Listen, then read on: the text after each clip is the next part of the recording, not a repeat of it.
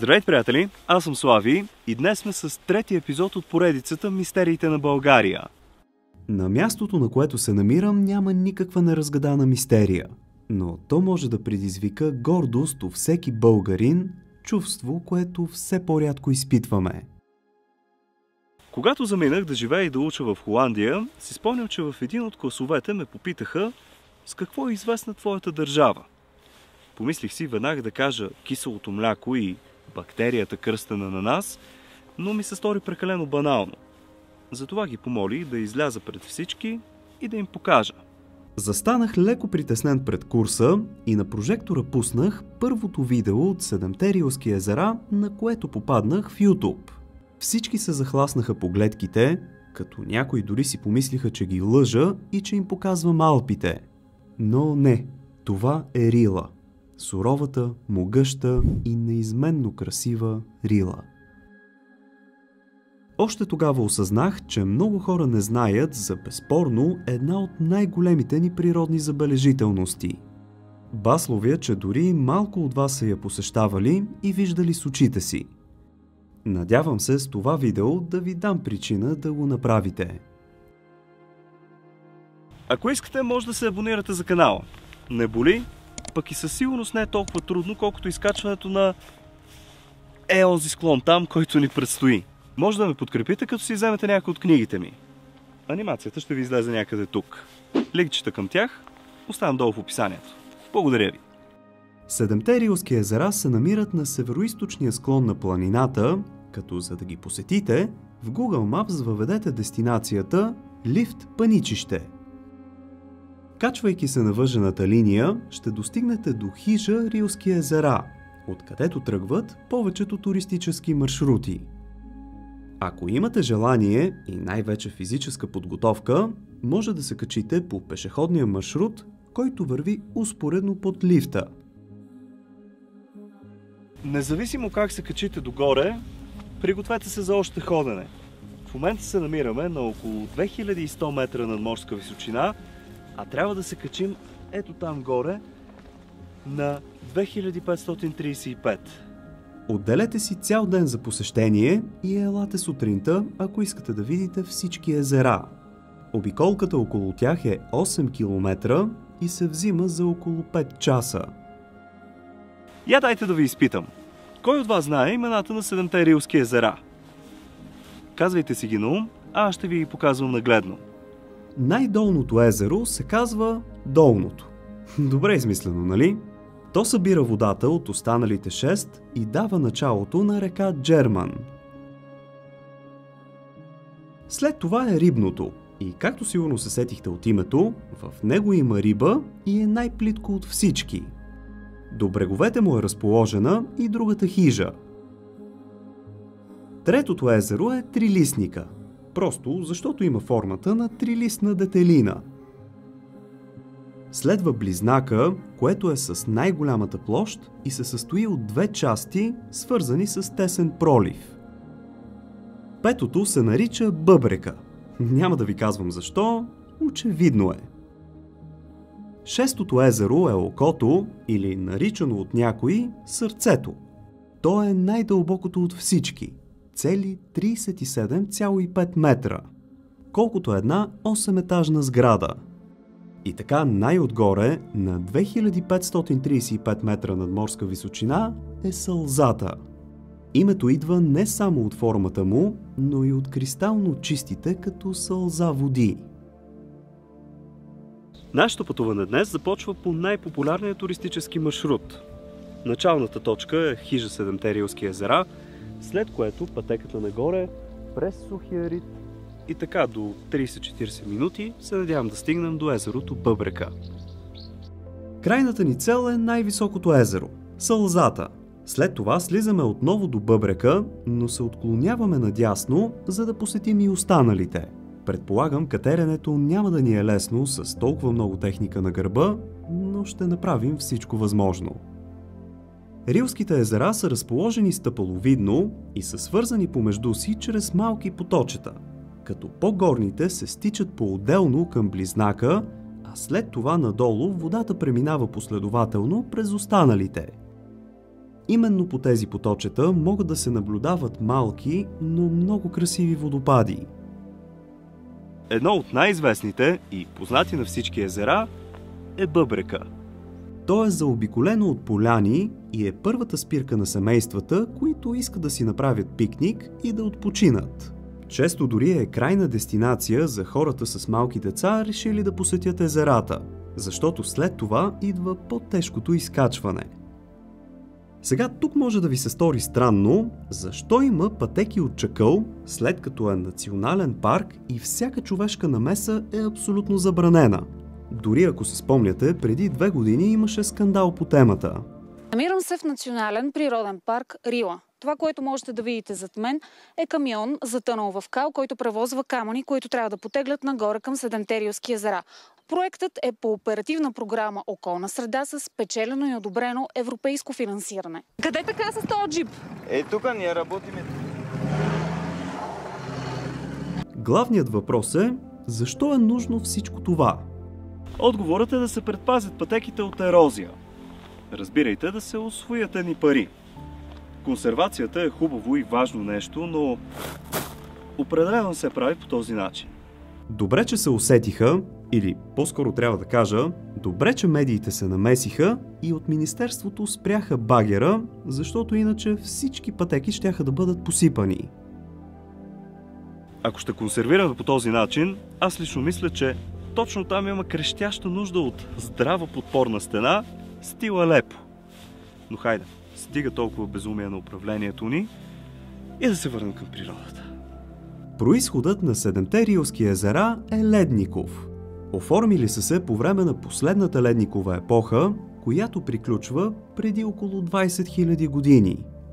В момента езерата се захранват от топенето на снеговете и дъждовете през лятото. Температурата на водата им през летния сезон е около 10 градуса. През зимата повърхността им често замръзва. Между другото, колкото по-нагоре се качвате, толкова по-впечатляващи стават гледките. Затова не забравяйте през 100-200 метра да се обръщате назад и да им се насладите. Всеки път, като се качим от високо, усещаме нашето безсилие пред майката природа.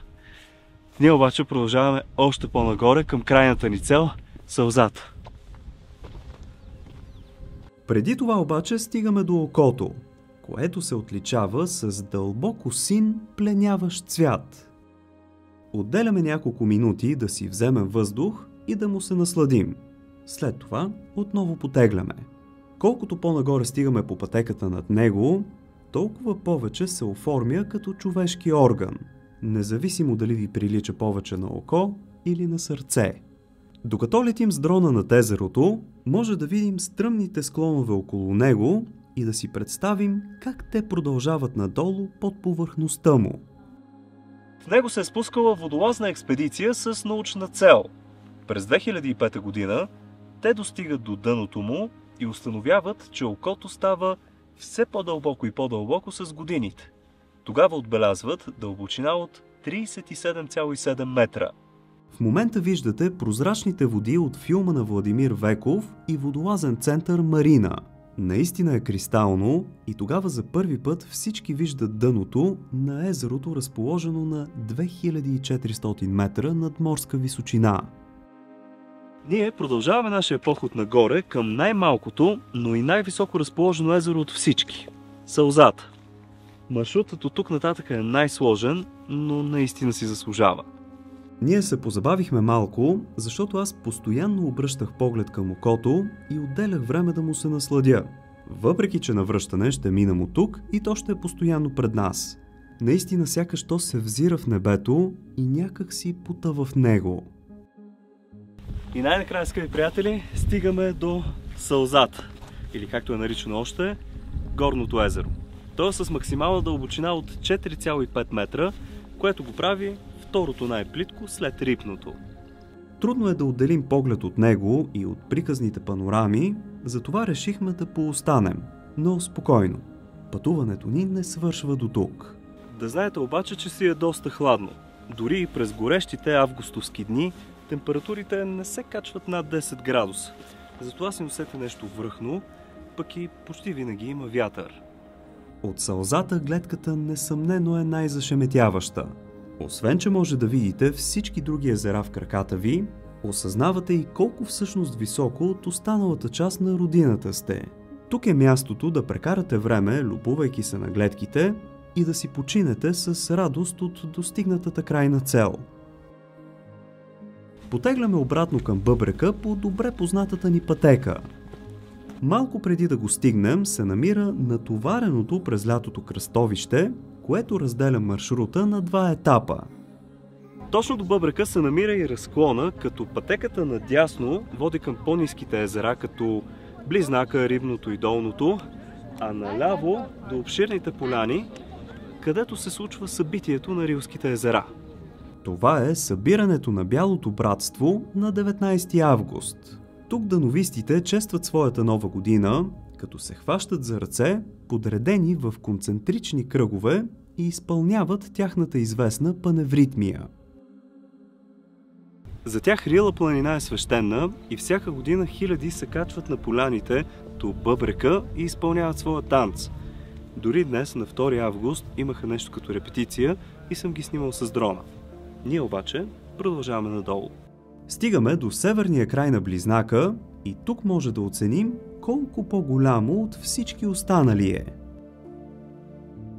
Легендата за Рилските езера гласи, че още преди хората да се появят на земята, на този връх живели два великана – мъж и жена. Те се обичали страшно много и ревностно пазили своето местенце там горе, докато обаче не се появили зли сили и се опитали да го разрушат.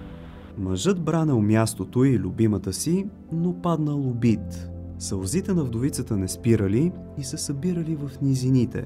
Така образували тези кристално чисти води. Следващото езеро е Трилистника. То е дълбоко 6,5 метра и се оттича от две противоположни страни. Някои дори смятат, че именно то е началото на реката, която тръгва от тук. При маловодие обаче приливника се затваря, за да не губи водата си. Ние продължаваме надолу към плиткото Рибно езеро. Със своята средна дълбочина от около метър има доста повече живот, отколкото другите му братя.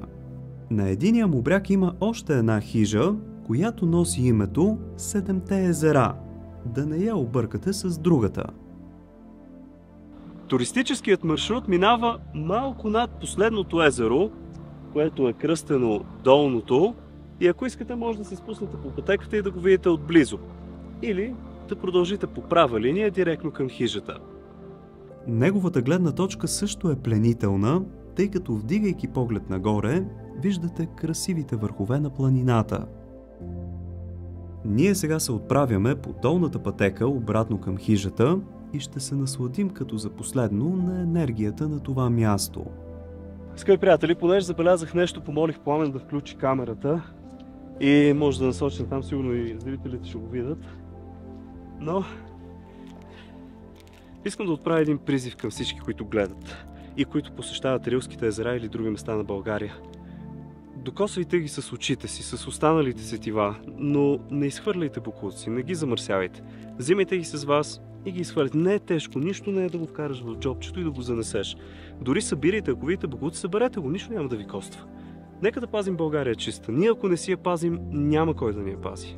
Така че, моля ви, посещавайки тези места, пазете природата. Наш е дългът да я съхраним за бъдещите поколения.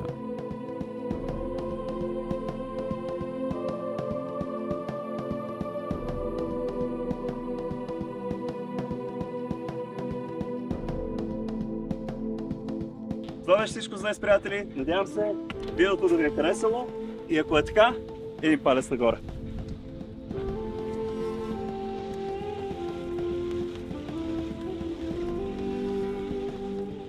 Следващият път ще посетим една силно подценявана забележителност и доста авантюристична екопътека. А до тогава не забравяйте да се абонирате за канала и то с камбанката, за да не изпуснете нещо интересно. Благодаря ви, че за пореден път бяхте с мен. Чао и до нови срещи!